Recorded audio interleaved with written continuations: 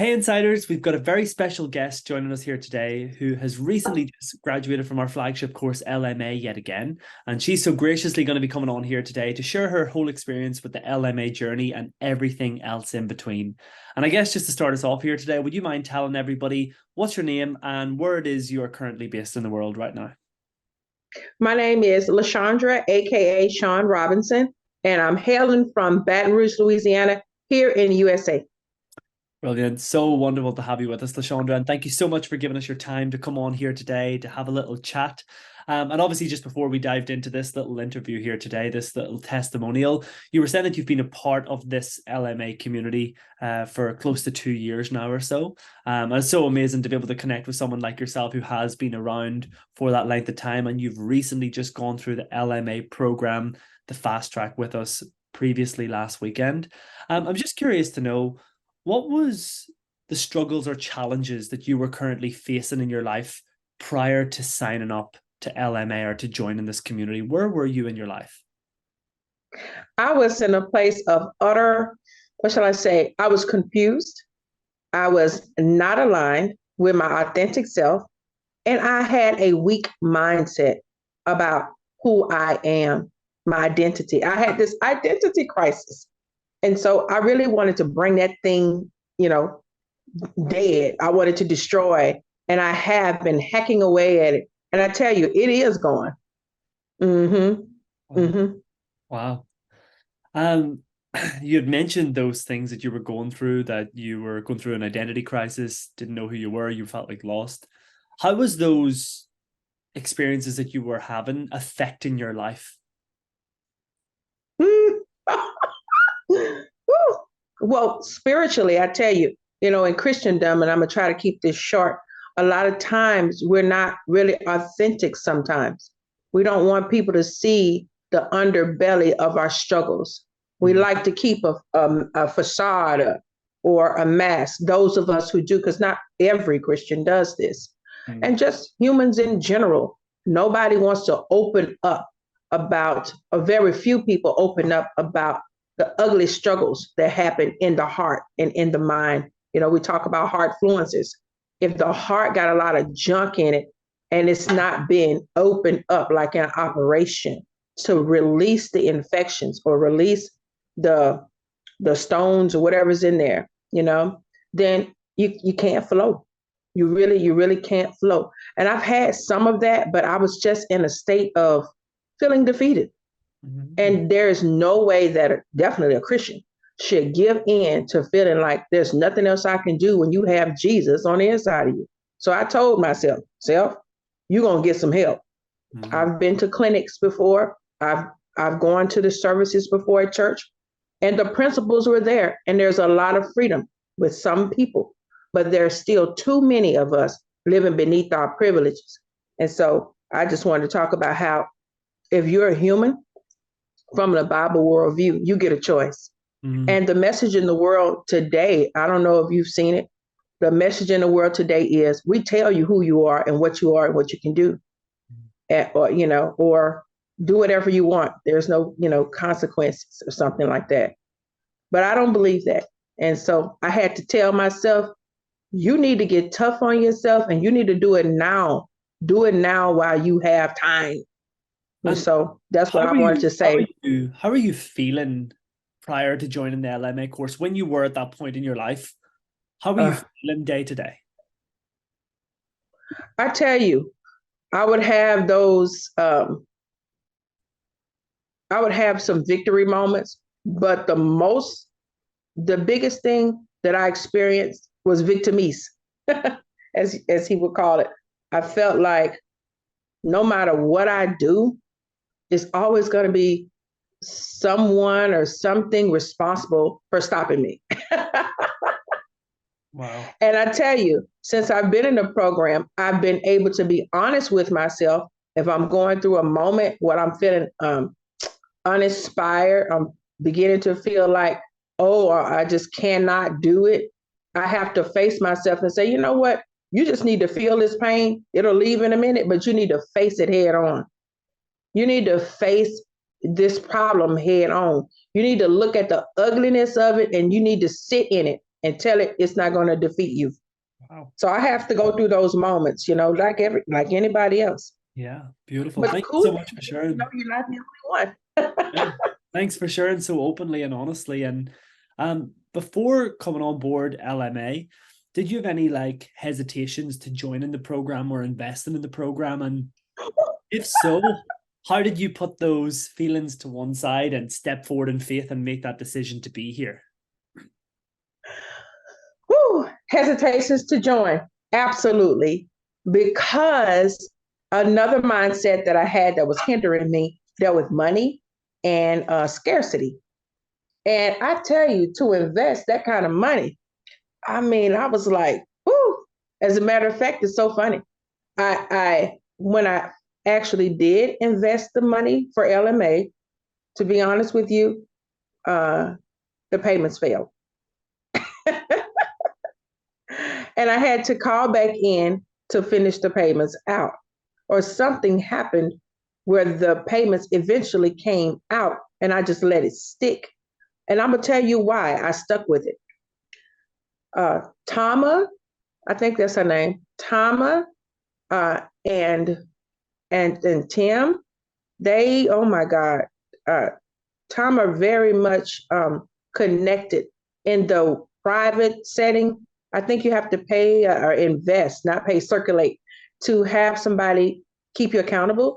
And she was the person that was keeping me accountable. She was very approachable. She did not look at me to make me feel like, oh, you disgusting little girl, or whatever. She was just very professional and very warm-hearted, and it just helped me to go through it. I didn't keep all of my commitments even with her, but I tell you, the more and more I made myself sit down and face reality and say, guess what? You are responsible for the life you have right now. You're responsible for the place you are in this life right now. Um, I just wanted to just get through it. I wanted to finish what I had started because I have a pattern. I had up until now, I've had a pattern of like, you'll start a project and you won't finish it. And I was just like, look, you need to just pay this money because you really, it's either you pay this money or you stay stuck. Mm, wow. Thank you for sharing. And leads me on to my next question, which I'm very excited to hear your answer for. But what would you say surprised you the most or made you the most happiest about the LMA experience? Like, what's some things that comes to mind that you really enjoyed or that you were really happy with the experience inside LMA? It's truly a judgment-free zone.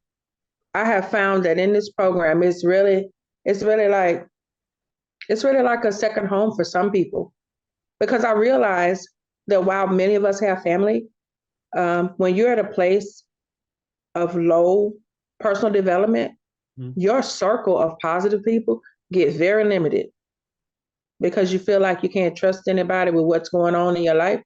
And, you need a place that's non-judgmental with happy people or people who want to be happy, people who want to change. And then you have the testimonials in there. When you go into the community, you have people already did the inner work, they've already gone through their process. Or they're at the end, very end, they're almost to the place they envisioned their future selves being. They had to do a lot of hard work, but it's a lot of encouraging people. I keep saying a lot. It's a lot of encouraging people in your program, and I really found that heart lifting, Wow. encouraging. And how was that? How important was that community support and that community atmosphere and vibe for you on your journey, Lashandra? To me, you can have a program and you can say everything about it and have the most beautiful posters and trailers out there, but until you experience the people, you won't know it. So to me, the people validated the fact that guess what? Hey, there are thousands of you guys out here that are struggling with becoming the person that you want to be. And the other thing that really, really encouraged me is that even though this is not like a purely doctrinal Christian program, many of the principles I found as I went through the program, they parallel or they sound exactly like the scriptures, the principles themselves. And so I thought, wow, this is interesting. Yeah. And my favorite part in the last training in the fast track is when Tim is talking about himself and he's saying, people say you're so nice, online. But when we come to WCA, it's like you're not as nice. And he says, well, you're not giving your best. You're not showing up your best. And so I have to, basically I have to whip you into shape. I have a short time and I got to be real with you. Mm. That right there reminded me of ministry because that's what ministry is about. Yeah. Making sure you show up as the best you can be in this life. And I Beautiful. like the program. I really do. I like the workbooks in the LMA program. I liked very much in being able to go through it. And I was thinking I could take something from the way Tim is doing the program and use it in my real life Yeah. as a teacher. And can I ask you, you just said there about previously about being stuck before joining this program and how you were going through an identity crisis and maybe hadn't fully connected to speaking from your heart. What would you say is the biggest shift that you've experienced in your life prior to joining LMA to the person that you are now? What's one of the biggest changes or transformations that has happened for you in your life? Starting to believe in myself again. That's the biggest. Mm. And another thing happened as I went through the program. That's my alarm. As I went through the program, I remember experiencing myself through the eyes of other people in different pockets of time.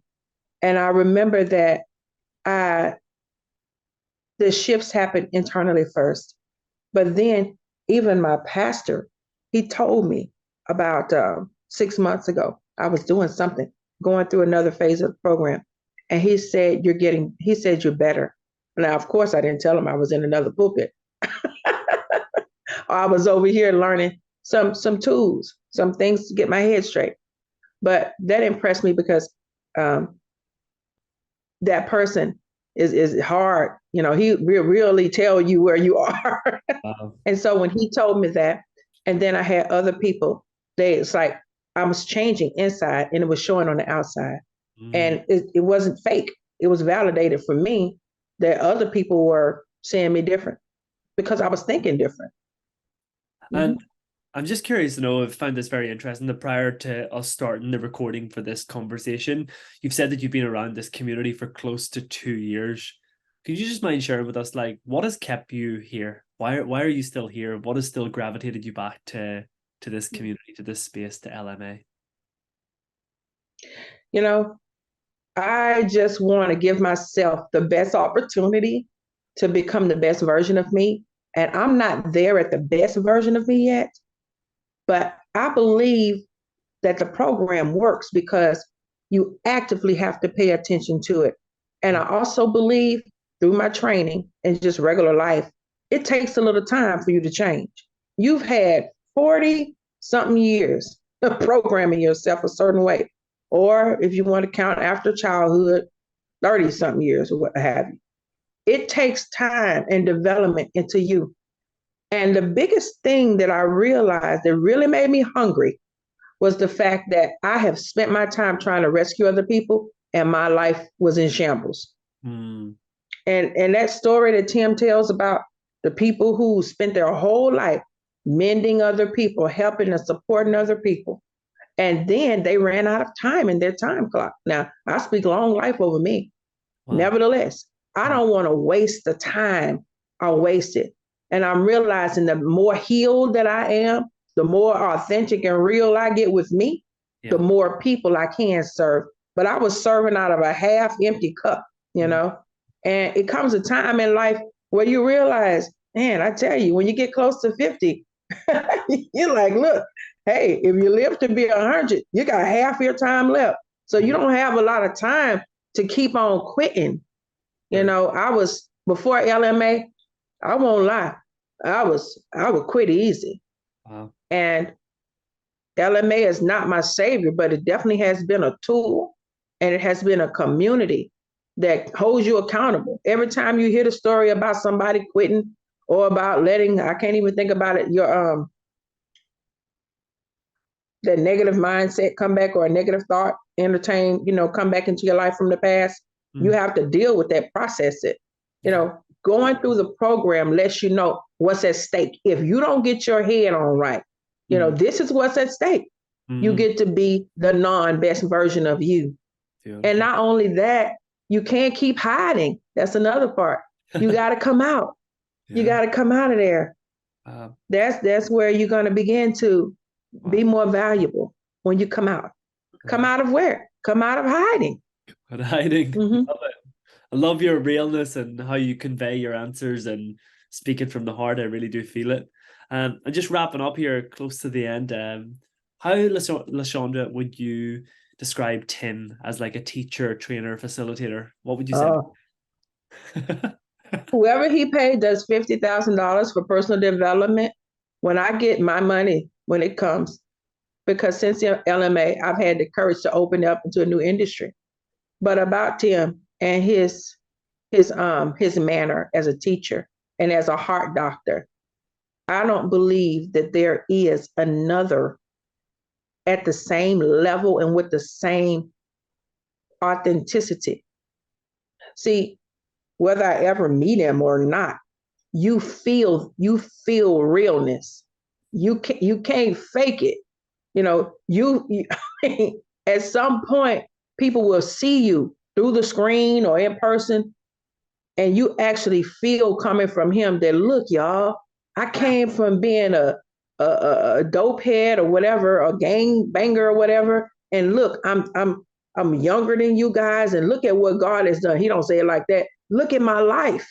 Look at where I came from. I was screwed up too.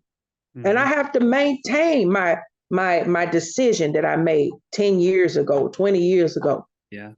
And I tell you, I feel like he's talking from a place of, I've been where you are. I got out and you're going to get out. Wow. You're going to get out of this if you stick with me, I'll take you to the top. Love it. Love it. Thank you for sharing that. Thank you. Really appreciate it. Just one final question to wrap up here, because I feel like you would be able to shed some light and wisdom for those people listening right now. Having gone through this program, been in the community 2 years, what advice, LaShonda, would you give to people who are thinking about signing up or thinking about joining this program or thinking about changing their life? They're thinking of changing their life and they want to become that best version of themselves. What advice would you bestow onto those people who are maybe sitting on the fence, but they haven't followed through just yet? What would you say? I would tell them, get off the fence and run. I would tell them, like, if they have never invested in themselves, if they have never before did it again, they don't want to get to the end of their timeline and they didn't try nothing new. They did the same thing year after year, you know, challenge after challenge, and they never really broke through. I would tell them to get yourself into this program as quick. I would tell them, whatever you have to do, if you have to get a loan, if you have to babysit, I don't know. You can be very creative.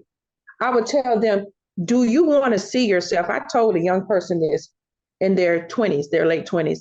I asked them this question. This is what I'll tell somebody sitting on the fence about changing their life, about settling where they are. I would ask them the same question. Look at the last 10 years of your life. In 2000 and whatever, whenever you see this video, do you want to be that same person? Is that good enough for you? She said no. The young lady said no.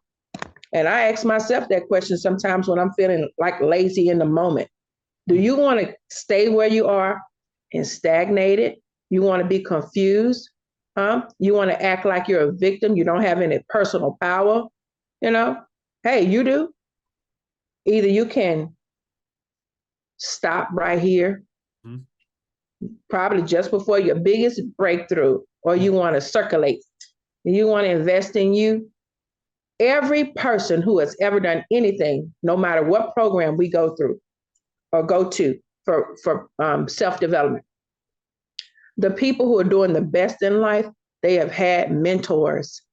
They have had persons that they have had to spend an inordinate amount of time and or mostly money to get in proximity. If you can't get to WCA, LMA is your second family. Mm. It's a second family or one of those people in your life. You'll find someone there. That's how life works. Wow. When you're ready to change, the teacher is there, but you got to show up.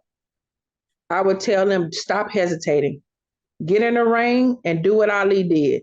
You tell that situation, what's my name? And then you fill it in with what you want to be and your future self. And you shut up because your feet and your leg is on the top of your opponent's chest and they are not getting back up. That's the vision that you have for your life. If that's it, you want to join with Mr. Tim. He really is a lover of all humanity. Oh. He doesn't block anybody. Him and his team are going to do the best they humanly can to help you to make those neural shifts, those shifts in your heart and in your mind. So I would say, go ahead, believe in yourself and invest in you.